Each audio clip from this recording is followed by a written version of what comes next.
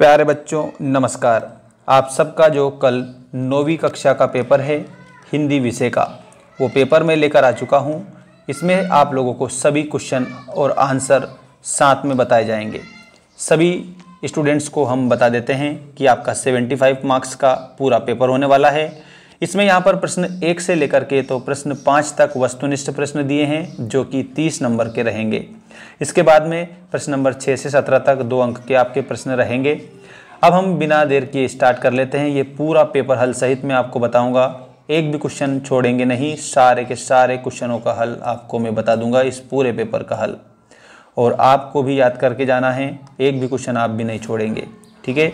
तो देखिए दोस्तों, यहाँ पर कामायनी के रचनाकार हैं, तो कामायनी जो है इसके रचनाकार जयशंकर प्रसाद हो जाएंगे। प्रगतिवाद का समय माना गया है, तो इसमें आपको उत्तर के तौर पर याद रखना है प्रगतिवाद का समय 1936 से 1943। कबीर भक्तिकाल के कवि हैं। कौन सी धारा के कवि हैं? तो कबीरदास जी जो हैं वो ज्ञान मार्गी धारा के कवि हो जाएंगे। और पुरंदर का शाब्दिक अर्थ, दोस्तों पुरंदर का शाब्दिक अर्थ हो जाएगा सुरेंद्र, ठीक है। सुरेंद्र आप उत्तर के रूप में याद रखेंगे।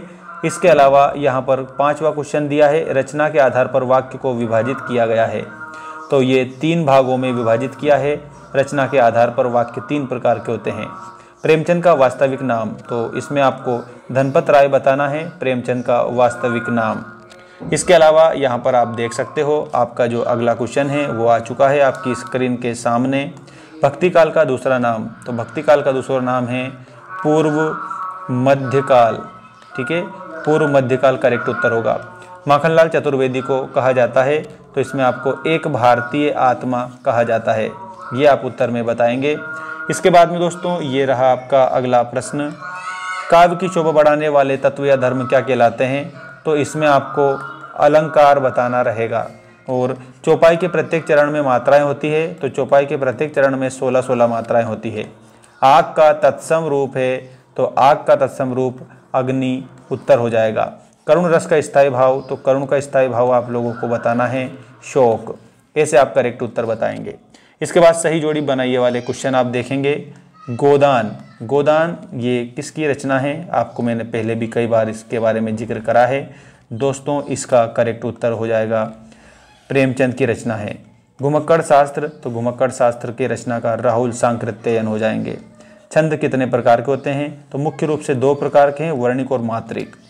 हिंदी के व्यंग्यकार हैं, तो हरिशंकर परसाई हिंदी के व्यंग्यकार हैं। 9-2-11 होना मुहावरे का अर्थ है भाग जाना। इसके अलावा रीढ़ की हड्डी, तो रीढ़ की हड्डी आप लोगों को जगदीश चंद्र माथुर करेक्ट उत्तर के रूप में बताना रहेगा। अब हम देखते हैं नेक्स्ट हमारा क्वेश्चन, एक शब्द या एक वाक्य में उत्तर लिखिए वाला पहला प्रश्न। प्रेमचंद के फटे जूते के रचनाकार कौन हैं? दोस्तों यहाँ पर जो प्रेमचंद के फटे जूते हैं इनके रचनाकार परसाई जी हैं, तो आप लोगों को पूरा नाम लिखना है इनका, हरिशंकर परसाई, ठीक है, ऐसे लिखेंगे। गोपाल प्रसाद किसकी शादी करना चाहते थे? तो इसमें आप लोगों को शंकर की शादी बताना है। मेरे संग की औरतें, इसमें आपको मृदुला गर्ग बताना रहेगा, ठीक है। मृदुला गर्ग करेक्ट उत्तर हो जाएगा। मृत्यु का तरल दूध किसे कहा गया है? तो बाढ़ के पानी को कहा गया है। और जो शब्दांश शब्द या धातु के अंत में जुड़कर नए शब्द बनाते हैं तो वो प्रत्यय कहलाते हैं, ठीक है। और समास के कितने भेद होते हैं? तो 6 भेद होते हैं। ऐसा आप उत्तर के तौर पर याद रखेंगे। बाकी आपको ये सत्य असत्य दिए हैं, ये देख लीजिएगा। ये रामचरितमानस भक्तिकाल की रचना है, ये सही होगा। इस जल प्रलय में बाढ़ का चित्रण है, ये भी सही होगा। लेखिका मृदुला गर्ग की 5 बहनें, ये भी सही होगा। भारतेंदु युग को, ये आप लोगों का गलत हो जाएगा, और ये आप लोगों का सही होगा, और ये आप लोगों का गलत हो जाएगा। ऐसे आप करेक्ट उत्तर के तौर पर सबको याद रखेंगे।